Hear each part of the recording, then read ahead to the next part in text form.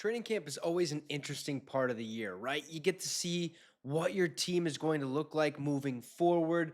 Most of the time, it's not going to be all, I don't want to say roses and daisies, right? It's not going to look great. Okay. There's going to be some bumps in the road, some rookies that have to figure out how the NFL game is played, like JJ McCarthy, like the other rookies we have on our team, Dallas Turner and stuff like that, right? You get to see who are shining, but you also get to see the players that really aren't doing much or have lost a step from previous years or just aren't really making a difference on the team or on the roster. So today we're going to be talking about three Minnesota Vikings players that has their stock falling, or as the article that I read, basically three losers, which I don't like using the word losers because it doesn't really, I mean, it sounds mean. Okay, these three players' stock is falling, which means they could find their way out of a job. So let's get right into it. The first player, obviously, I think this one makes a lot of sense, is Lewis Cine. Okay, safety. We drafted him just a couple of years ago at 32 overall out of Georgia. It was supposed to be something special. Ends up snapping his leg, missing a whole year. But this was a big camp for the much maligned 2022 draft class, but an even bigger one for Lewis Cine. The 32nd overall pick in the draft was already controversial after the lack of value with Vikings received in trading down from the 12th overall pick, but the groans have become amplified due to his struggles on the field. So basically, well, Cine had a mulligan, okay, after suffering a broken leg in his rookie year, but didn't show progress in his second year after being an inactive player for most of the second half of last season. Now, Cine needed to show something, but has been usurped by Bobby McCain, who wasn't even on the roster when training camp began. Okay, Lewis Cine has already missed time this summer due to a minor leg injury, and he feels like more of a trade slash cut candidate than a depth piece. With the safety room also filling up, it feels like his days in Minnesota are numbered. The second one, another one where we all kind of assumed this was going to be the case for, out of Clemson. We drafted a couple years ago in the third or fourth round, can't remember. But anyways, or a second round pick, excuse me, cornerback Andrew Booth Jr. Another pick in the 2022 draft. Andrew Booth Jr.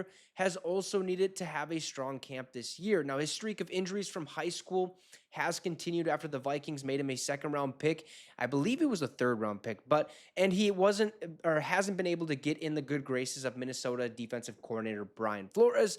It's because he ain't good. It's that easy. He's not that good, especially what we thought he was supposed to be. Now, the path for Booth to prove himself opened up during camp with injuries to Mekhi Blackman and Shaquille Griffin, but Booth hasn't taken advantage of their absences as he's been playing behind UDFA or undrafted free agent Dwight McGlothern and free agent pickup Fabian Moreau in practice. Now, Booth came into camp with a big opportunity considering the Vikings' depth at cornerback, but seems to have fumbled it away. Okay. He's not good. He'll need a big preseason to make the roster, or he could be traded to make up for Minnesota's lack of draft picks in 2025, which would make sense and it would help out the team in the long run. And last but not least, Andre Carter, the second undrafted free agent out of Army, outside linebacker. His stock is also falling, but many were fired up to get Andre Carter, the second, as an undrafted free agent after the 2023 draft, including myself. But unlike his UDFA classmate Ivan Pace Jr., Carter has yet to make an impact. Okay, Carter bulked up to 6'6", 256 pounds after spending a redshirt year with the Vikings, but he still hasn't stood out, especially when it comes to collapsing the pocket. The Vikings considered him a project player, which is, probably going to be the case for most undrafted free agents.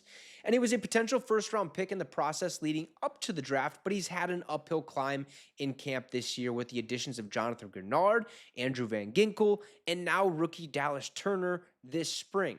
Now, Andre Carter II has fallen behind a new wave of undrafted free agents, including Gabriel Murphy and Owen Porter, which could leave him on the bubble as Minnesota enters the preseason. So obviously, training camp is a tough it's a tough go for a lot of these athletes. You're trying to make a roster spot. There's only 53 available, and we already basically know at least 20 of them. Okay, we know 20 of the starters this season. So now you're looking at just a little bit over maybe 33 spots that you have to earn. Undrafted free agents, rookies, you were drafted first round or seventh round. It doesn't matter. You're fighting for a roster spot. And for former Vikings who really haven't found their way, haven't found a way to get better, it's easier to let go of because you could get some trade capital from them, like draft capital. I mean, so we could see a couple of these guys leave. Andrew Boo Jr., I doubt, just because we do need the depth at corner, but you never know what the Vikings have up in their sleeve. So Lewis Cine, Andrew Boo Jr., and Andre Carter II, all of their stock is currently falling. They are what some consider to be the losers of the first couple weeks of training camp. I want to hear from you guys. Leave a comment down below in that comment section. Also, drop a like and subscribe to the channel. It'd be much, much appreciated. Have a great rest of the night, folks, and Skull Vikes.